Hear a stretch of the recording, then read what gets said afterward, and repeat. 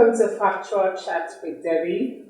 You know what we do on this program basically, we look at national issues that affect the country, the political, health, financial, any issue that affects Nigeria is what we bring on the front burner of discussions we have on Factual Chat with Debby. And I'm your host, Debby. Yesterday on our live show, we had APC Acting Chairman who was made the Acting Chairman yesterday after a meeting of stakeholders. They are called the State Executive Committee, and they formed like a decision-making body of the party.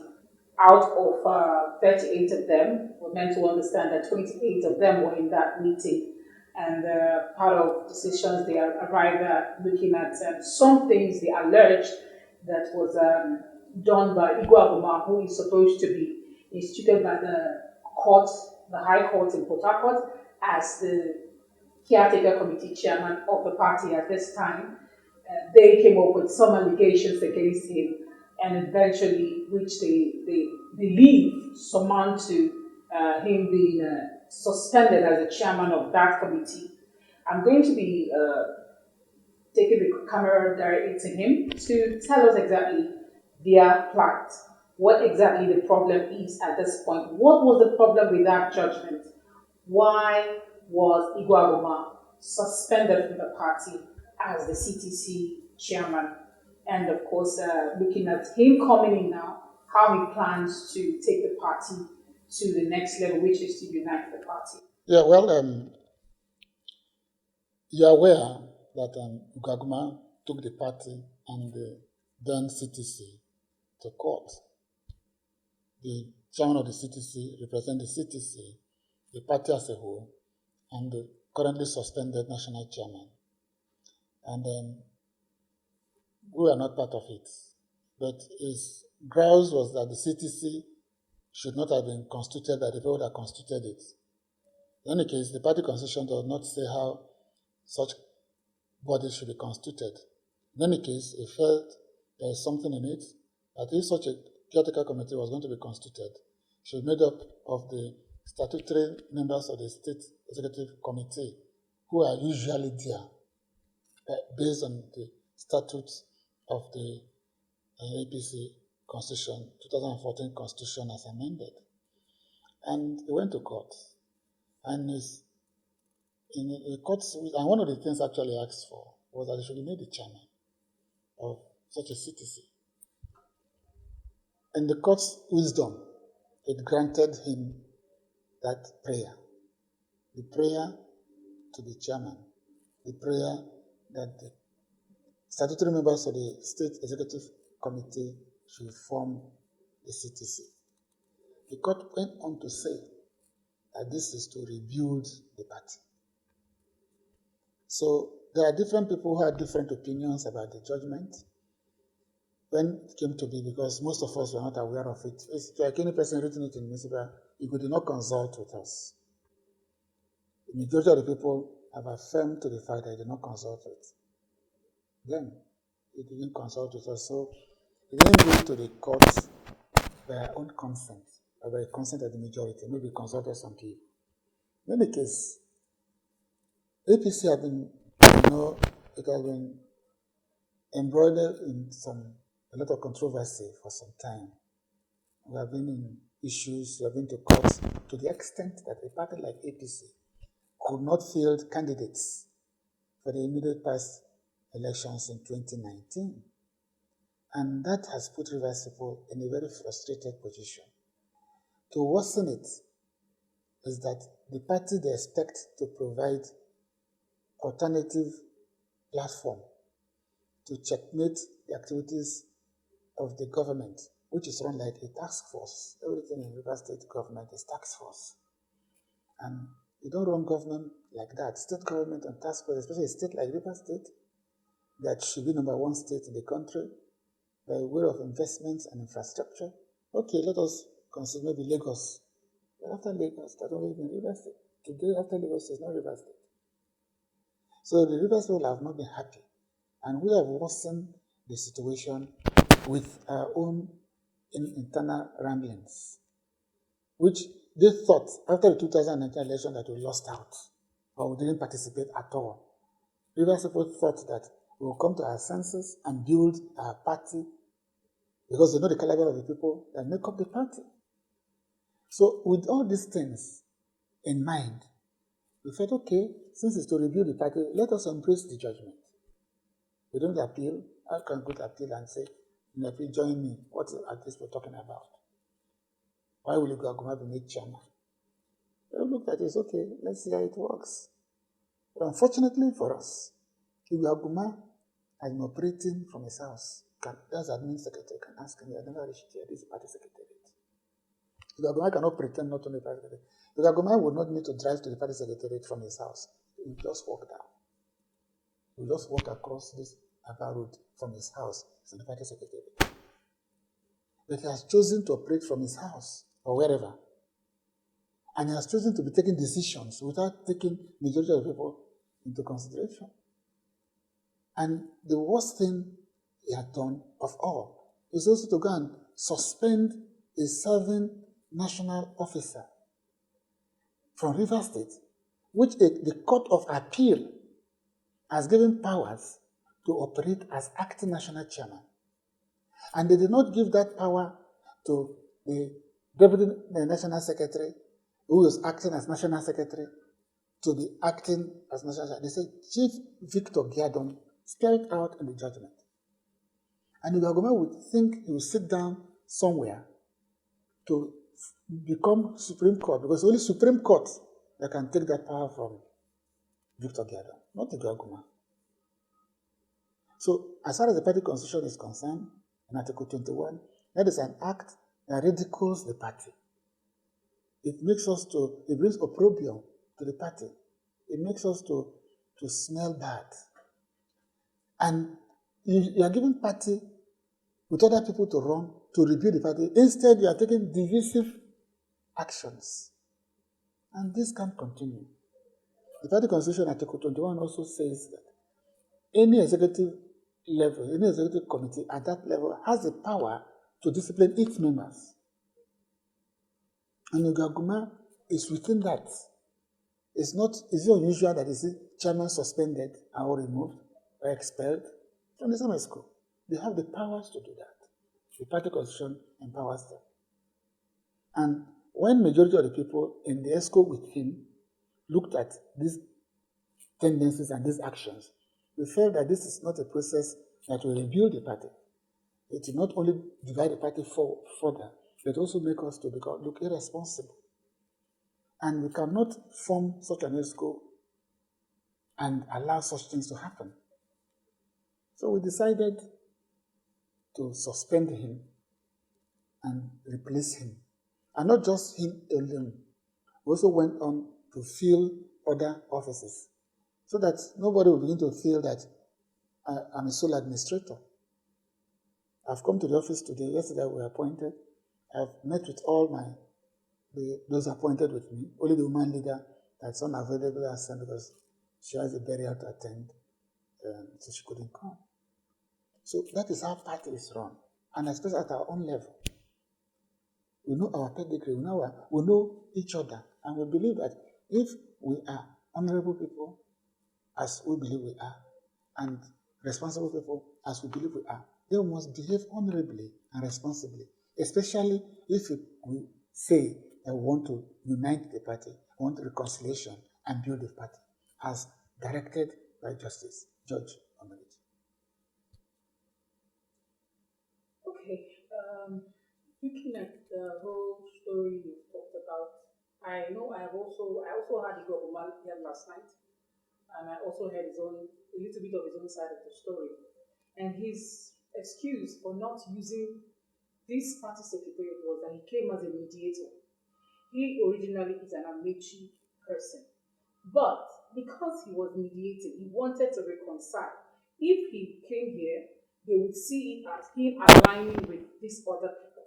And if he stayed the other way, he would seem like he's aligned. So he wanted, the plan was they had been stakeholders meeting to actually get they've already gotten the place where they would use as a central party party secretariat where everybody will be free to come. Like if he stays here, if he says come for meeting, these other people might not come here because they will think that him staying here already means that he has taken side. That was his reason for or being unilateral. For not, he wanted to be neutral. Yes, but that was the whole idea. The judgment didn't make him sole administrator to take decisions by himself. And then secondly, he was saying that he said there had been stakeholders meeting and he did not want the other officers to be appointed when the party has not united, so that it doesn't look like it is from one side, that he is here to get responses, and that the case was appealed. The appealing showed him that these other people were not in support of his actions. These other people had shown him support, but these other people had not shown him support because they appealed the case. If the case is appealed, which means that they still need to settle in court first before any other thing can be done. So he did not want to have party escorts coming from just one unit, because it seems like when he calls for meeting, only one side seems to be attending, seems to be reciprocating to his gesture of wanting to reconcile the party for now. So his reason for having the party not having other members of ESCO involved is because he did not want the ESCOs to come from just one unit. Good. A point I'll tell you. Now, it sounds very sweet when you're listening to it. It sounds like this is a peacemaker. Aguma is a divisive person. Whether there are sections or no sections in the party, there is a leader in the party. Did Aguma ever reach out to the leader? That I went to court. We already know he didn't reach out to the leader to go to court. It's so very obvious. I went to court for APC reasons. Like he claims, I am a person. And I went to court because I want to reconcile the party. Now, court has given me judgment, and so that myself and not all of you, because the leader is also a statutory member of the ESCO. But you being the leader, I want to call a meeting. These are the reasons I have. If I come to the party secretariat and I borrowed, some people who became rebellious. We don't have factions in the party. We have the party and we have those who are dissidents. They are being rebellious. Rebels don't form faction. Rebels don't form faction. They are rebels. But then, even in the Bible, the prodigal son came back and his father received him. So, whenever people genuinely repent, a well-meaning father will receive such repentance. So, Igwaguma, in his quoted good intentions, did he tell the leader this? Okay, leave out the leader. Did he inform these other members, whichever people is calling genocide? So if there are genocide in the ESCO, he went to collection. So why didn't he just say, make me chairman and sole administrator alone? That would have been easier. So that we know that they made him sole administrator to run it the way he wants to run it. But the court did not make you a sole administrator. So you cannot take decisions on your own self and want people to think, to enter your head and to begin to know your intentions in your mind without telling us. Apart from which other side is talking about, which others did he tell? None of the 28 people that supported his removal was involved. So you do the maths. You do the maths and see if Igwaguma is being sincere. Igwaguma is not just sincere. Igwaguma is running an agenda. And he's sounding the way he's sounding now because appropriate actions have been taken to stop this drift he put us into. The drift he said that he was going to stop. But we are drifting in a river. He's taking us to an ocean. And we had to stop this drift. And that's the action we have taken. You yourself can see that all what he said, I thought, I did. Unilateral, sole administrator. The court did not make him a sole administrator. You yourself can judge. You are not a judge. From the statement it made to you, you yourself can conclude that he was acting as a sole administrator. I was sent a letter of acknowledgement by the National Working Committee, signed by the Secretary, that actually acknowledged the court judgment and accepting what the court has decided. But if the National Working Committee has accepted what the court has decided, at the point where that judgment was given, the judgment was given only on the 9th of June, which is not too far. In politics, I think 9th of June to 3 is not too far. Let me land, sir. I am looking at things logically, like I told you. Yeah, logically. I want to look at it logically. I also At respond the to point you where the matter, politically and legally. At the point, because you sounded as though when he was made the chairman by the court of the CTC, you people did not have any issues with it, since he's claiming in court that his aim is to unite the party. So people wanted to watch his antecedents and know where he was taking the party to. And then looking at the way he's going, you did not like it, everybody did not like it, and so that is what formed the decision yesterday to suspend him as a chairman. But at the point where the judiciary ruled on it, the High Court ruled on that matter, there had not been any moves made by him. But the matter was appealed immediately. Who appealed it? I said, let me tell you. Does that mean that you were not happy with him? Who appealed it? Did we that moved him? Did we appeal it? That's the, no, I'm coming. Good, exactly. No, that's the question. No, and that's the question to ask Igo. Igo is the person to answer that question. These people that are removing you, are they the ones that appealed? Did they take us to court? But you also I'm coming. No. I didn't admit the appeal. Did it take us to court? Not at all. I can't say so. It's not possible for me to say so. Can go and replay it. Go and replay it. It's not possible for me. We are not in court. So if you are not in court, how will you appeal? The only thing is disclaimer. It's not, no. Excuse me. Listen to me. Excuse me. Don't jump things and conclude. And this is the very point. Say the lawyers on their own. People went to court. You took people to court when they have lawyers. Did they take us to court? You took the caretaker committee that was the National Working Committee set up. Okay. You took the party itself to court. And you took Adam Soshomele as the national chairman as at that time to court. Okay. Did it take us that they gave to him to court? Yes. So, yes. So these people have legal representations. So if they have lost the case, they don't have right to appeal. They do. So they have appealed, which is disclaimer. We are not part of the suit. In fact, we are beneficiaries of the suit. Based on what the government did. And we looked at it, since it's a due peace, we embraced it. This is the one that did not say, these people and the other people. You say, we appealed. Did it take us to court? That's when you have asked him, these people that are removing you, did it take them to court? So if he took us to court, why would the court tell him to come and work with us? So that's the point I'm trying to make. And that's the point we are not trying to understand that yesterday. That, they are not on the lawyers on their own. How can the lawyers be on their own? They represented interest. And the interest, either the caretaker committee has appealed, members of the caretaker committee has appealed, or the party at the national level has appealed, or Shomal has appealed. All of these people are represented.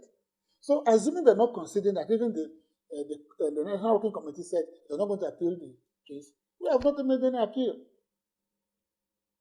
And that's why we worked with you, and that's why we copiously have, we wanted the statement I've sent to you. Is there anywhere we said we are against or in fact, we derive our strength and our power from that judgment and from the party constitution.